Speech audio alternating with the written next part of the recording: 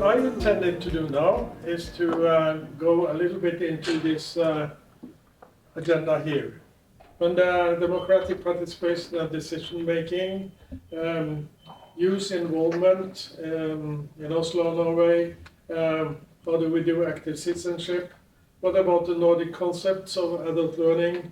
What is special with that? And also a little bit about the local context in Oslo. But first, I will activate you a little bit. I will split you in two groups, and Panos and Fotis, you can take 3 participants each to work just for 10-15 minutes to prepare questions connected to the 5 points and the areas in the agenda. This one. Democratic participation, decision making, youth involvement, active citizenship. What is Nordic concept of adult learning? What could be the local context? And that I wish you to work for 10 to 15 minutes to prepare questions about that. Okay, great. Okay?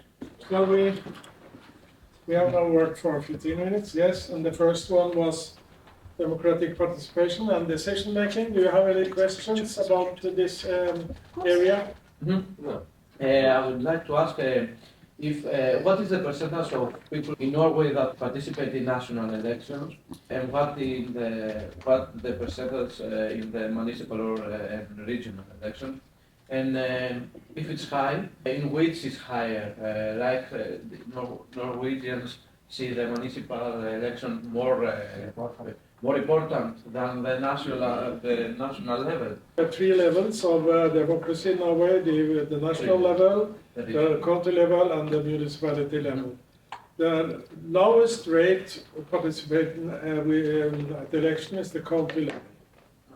And number 2 is the parliamentary election, and the best participation rate is in municipality elections, and it's every 4 years. It's every 4 years. The county and municipality, and the municipality can differ from almost, the biggest one are almost 100 to 150,000 inhabitants, and the smallest one can be down to 300 to 400 inhabitants. And the participating rates are highest in the small municipalities in the countryside, and not so high in, for instance, in Oslo. In Oslo, there is about 70% participation in the municipality election. And this is lowest. Why is that? Maybe. But I think it's because living in a small municipality and the countryside, everybody knows each other, more or less.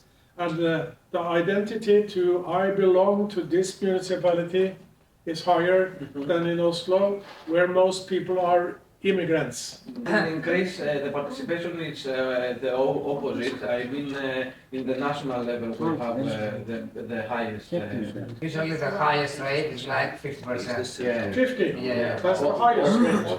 In the best era it was like 60. There are the requests of the young people mostly. What are they about? Yeah, in municipalities. Yes.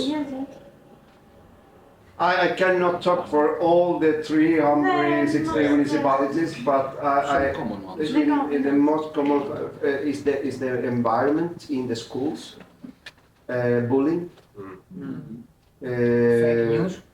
fake news, how they will use or take advantage of technology, what kind of equipment the municipality should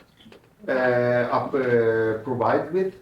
And also they have some huge interest in learn about democracy, of why it's important to vote.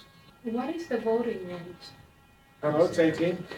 Is it still 18? It's 18? Oh, it was some kind of trying or test, I think. Yes, it's 18, but 18 is for... But before every election, the schools are organizing school elections, and the results among the school pupils are not the same as the results in the election. This year, it was much more right-wing.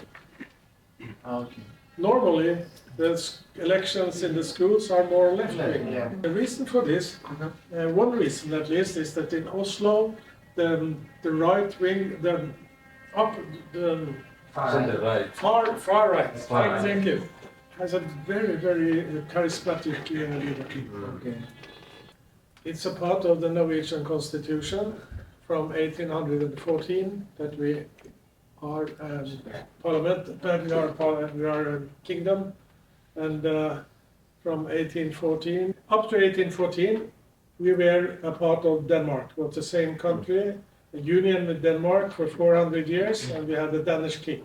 From 1814 to 1905 we were in partnership with Sweden, and we had a Swedish/Norwegian king. In 1905 we got independent. For the first time, Norway, independent. So in 1905 we had a referendum. Do the people wish to have a king or not? Or that we should be a kingdom or not?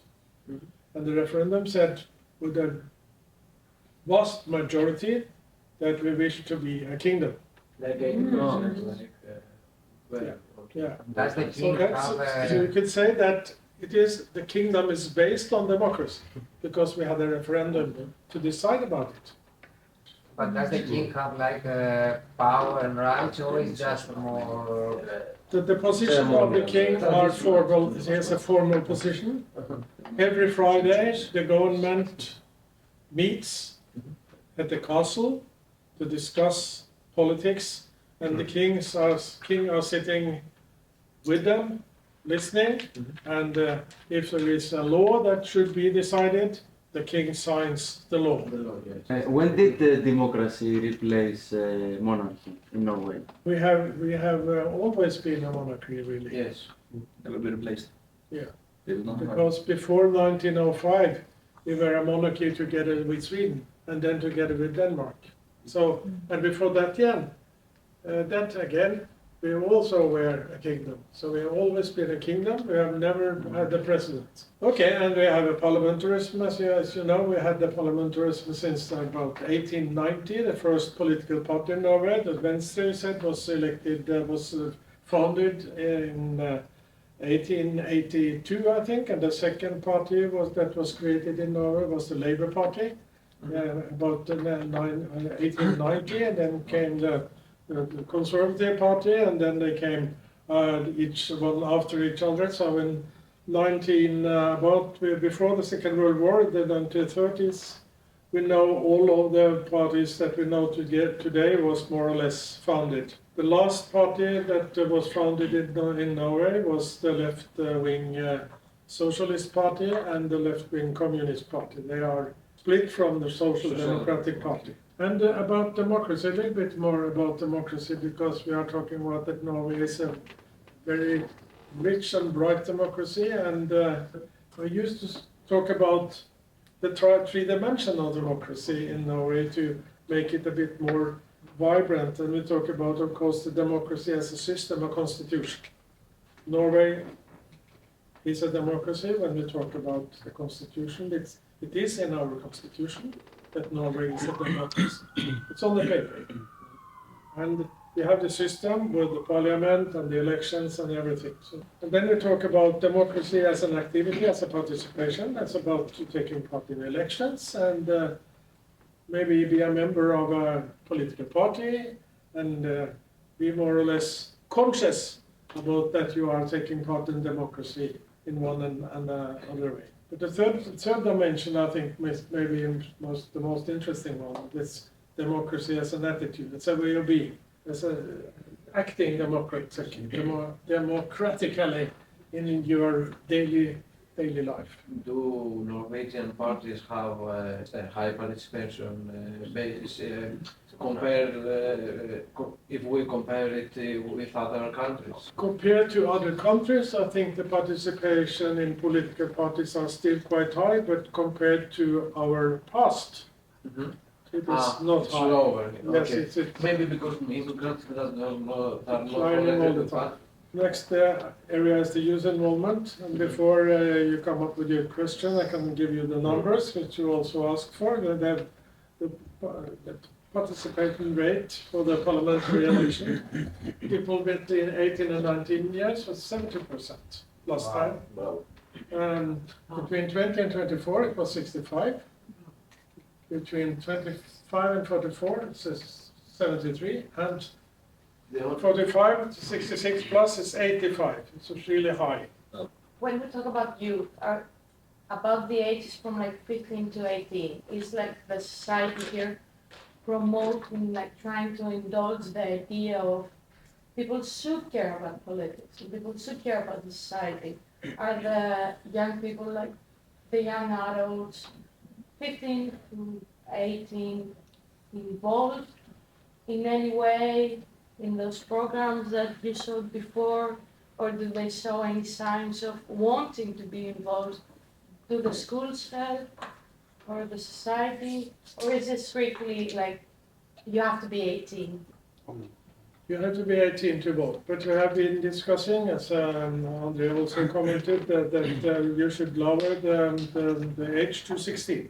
Mm-hmm. So I think it will be in the close future allowed for 16 years old young people to vote. The youth here cares about Yeah, that stuff. but you can see in the Labour Party where I am active in, you are going to visit them today, are we? Yes, it's the young youth fraction of the party. Mm-hmm. Many of them start at 12, 13 years old. So when they get to be to the 18s, they are Quite developed. they are quite developed politicians with strong ideals and point of view. Why they get involved? Because we have an educational system in school where you don't just listen to the teacher, you discuss with the teacher. The teachers start to take, we change religion to ethics and moral and empowerment. They learn how democracy works, votes. So you learn the civic learning from the start. That's why I think it's. Do you have a course about civic education or something? That it takes like every week, every month, or is it in the weekly schedule of the how often? 4 hours at the week. Well, in Greece, both things disappear. Yes, So, but they and you don't learn. You don't talk with the teachers, with anything. It's you have to respect them. You have to raise your hand. You cannot say anything that's opposed to their way of thinking. You have to learn the whole book, everything for the book. first page to last page. You have to write everything. You don't learn. They make a survey in Greece like 2 years ago, a big NGO, the Noises, if you know, and they got a result that 75% of the citizens in Greece are super conservative in their thoughts, not in voting, but in their thoughts for everything in life. Yeah. So that's a big problem if you are not progressive nowadays. And the church is opposes this education, And this also, sexual education. and also the church is connected with the government in Greece, by the law, let's say. Like how they cooperate between different ages, different groups in a way, but if there is cooperation between. If you are a local branch of a youth organization, for instance in the city of Hamar, you are a group of members between 15 and 30, and they are cooperating all the time. They are together all the time. They are not separating that they have a group from 15 to 20 and a group from 20 to 25. They have meetings for the members. Everybody are coming and they are cooperating with each other. Why social democrats in Norway are against the EU? I have seen that it's connected to the fishing penalties. I think, but could you tell us what's the reason why the Labour Party is against joining EU? The Labour Party is in favor of membership, The youth. in reality. And Okay. many of the youth are also in favor. Many political parties in Norway are in favor of membership of the European Union, but they don't dare to take the discussion. And that is because we had 2 or 3 referendums. We had the first referendums about being a member, and then it was a majority against, and then 72. 72. Then we had another one in 94, and it was against. And the Social Democrats put all their prestige into being a member, and they lost in 1972, and in 94 they lost the referendum. So the Labour Party don't dare to take the discussion. The Conservative Party don't dare to take the discussion. The Centre Party are very much against membership, and they are in the parliament. And the Liberal Party with the 5% is the only party that has said we are in favor of being member. No others dare to say it. Maybe they are afraid the political cost. Yes. Yes. I know that the last data shows that the people between 18 to 30, 65% of them want to be in the European community. Okay. But it's more split it from 30 up. Okay, I think the future it's Then you can in the imagine. future it's going some time to be again the conversations over this, and then maybe if the future youngs are in favor of joining, I think Norway will join eventually someday. Put in March. Or no, looks like okay. How can active citizenship contribute to improving Norwegian society, fostering democracy? If people are not active, you will don't have number 3, and maybe not even a number 2. So being an active person in your society is a precondition to have a vibrant democracy. So can you ask, is it like this in Norway? More or less? More or less. Then you come to this 2 areas of active citizenship among young people. In a special law in Norway that every municipality should have a council for the seniors, a council for disabled people, and a council for young people, youth people.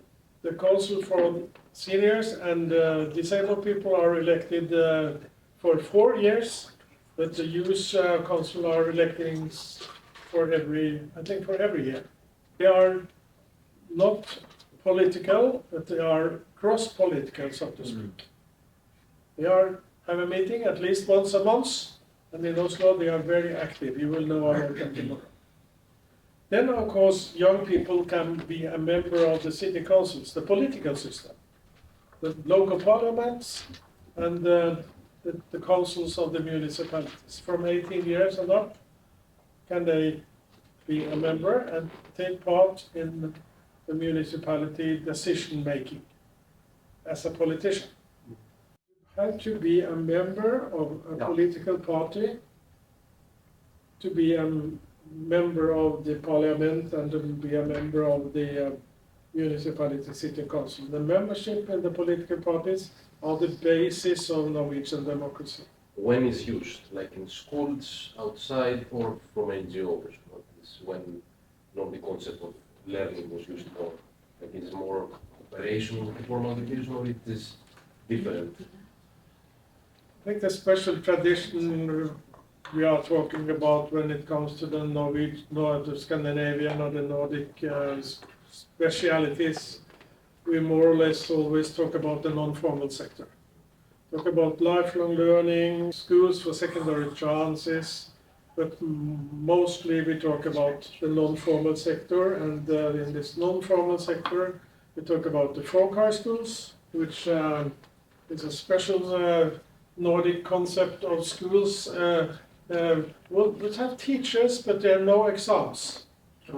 They do 1 year just to be matured, just to be an adult, learning to be a human being, learning to be an adult. It started in Denmark in 1840 with this man. It was called Nikolai Fredrik Severin Grundtvig. It was a Danish priest and a politician and author. He wrote many psalms and he wrote many books. He started together with some colleagues. He started the first folk high schools and invited young people from the countryside young boys mostly the first years that should be coming to be a farmer, and they learned how to cope with the farming as one part of it, and they learned to cope with life. Then the folk high school was exported to the other Nordic countries.